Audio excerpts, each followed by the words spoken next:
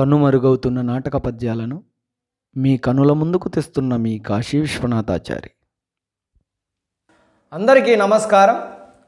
ఇప్పుడు నేను పాడుతున్నటువంటి పద్యం ఉత్తరాభిమన్యం సన్నివేశంలోనిది.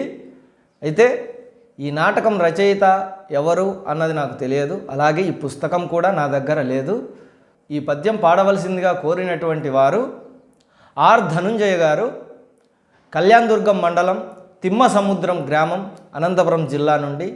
వారు వాట్సాప్ ద్వారా వారు రాసుకున్నటువంటి పుస్తకంలో ఈ పద్యాన్ని నాకు పెట్టి ఇది పాడండి అని కోరడం జరిగినది. వారు కోరినట్లుగా ఇప్పుడు ఈ పద్యం. ఇక ఈ పద్యం ఉన్న సందర్భం, అభిమన్యుడు యుద్ధానికి వెళ్ళే ముందు ఉత్తర అభిమన్యుడు వీరి మధ్య జరిగేటువంటి సంభాషణలో ఉత్తర ఏదో చెప్పాలని ప్రయత్నిస్తున్నప్పుడు అభిమన్యుడు చెప్పేటువంటి పద్యం ఇది. ఇప్పుడు నేను పాడుతున్నటువంటి పద్యం దేశి రాగంలో, అలాగే బృందావని రాగంలో, ఈ రెండు రాగాల కలయికతో ఈ పద్యాన్ని నేను పాడడం జరుగుతున్నది. అంటే దేశికి బృందావనికి దగ్గర పోలికలు కలిగి ఉంటాయి. దానికి సంబంధించినటువంటి ఆరోహణ అవరోహణ నేను స్క్రీన్ మీద డిస్ప్లే చేయడం జరుగుతుంది.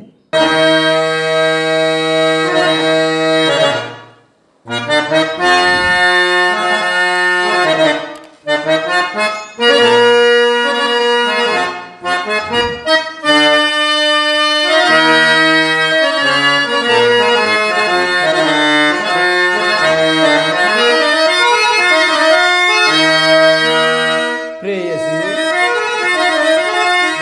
చూచెదవేలను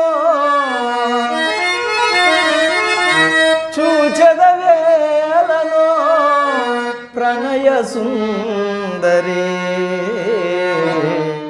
కాటుక కళ్ళలోని ఆలోచన ఏమిటో,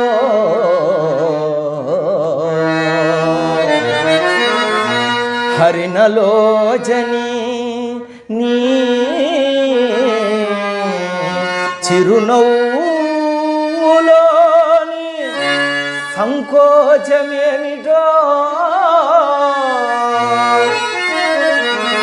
కుసుమ కోమలి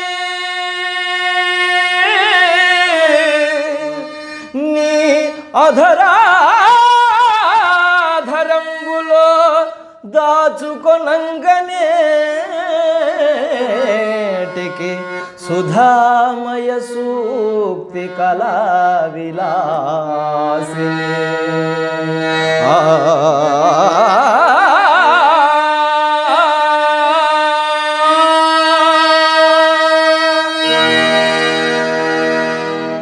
ఇక ఈ పద్యం యొక్క భావం సూక్ష్మంగా వివరించుకుందాం, వీడియో ఎక్కువ లెంత్ కాకుండా.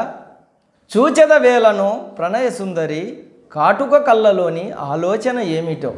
అంటే నీ కాటుక, ఆ కళ్ళకు కాటుక ధరించినది అని అక్కడ పాడడం ద్వారా తెలుస్తుంది. ఆ కాటుక కళ్ళలో ఏదో ఆలోచిస్తూ చూస్తున్నావు అని అభిమన్యుడు అడుగుతున్నాడు, అదేమిటి అని. అలాగే హరిణలోచని, హరిణ అంటే ఇక్కడ జింక, లేడీ అంటే జింక, లోచన అంటే కళ్ళు, జింక కళ్ళు కలిగినటువంటిది అని అక్కడ వర్ణిస్తున్నాడు. హరిణలోచని నీ చిరునవ్వులోని సంకోచం ఏమిటో, అంటే నువ్వు చిరునవ్వు నవ్వక ఏదో సంకోచిస్తూ నవ్వుతున్నావు, అది ఏమిటి, ఆ సంకోచం ఏమిటి అని అడుగుతున్నాడు. అలాగే కుసుమ కోమలి, కుసుమ కోమలి అంటే కుసుమము అంటే పువ్వులు, అంటే పువ్వు లాంటి మృదువైన శరీరము కలిగినటువంటి స్త్రీ అని అక్కడ వర్ణన.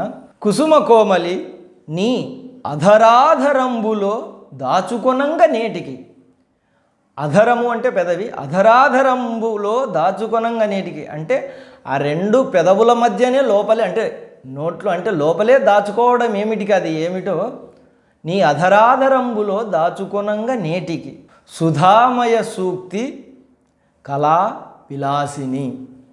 సుధామయ సూక్తి అంటే అమృతం, అంటే మంచి మాటలు, మంచి మాటలు అంటే నోరు తెరిచి మాట్లాడితే అమృతంలాగా ఎంతో వినసొంపుగా మాట్లాడేటువంటిది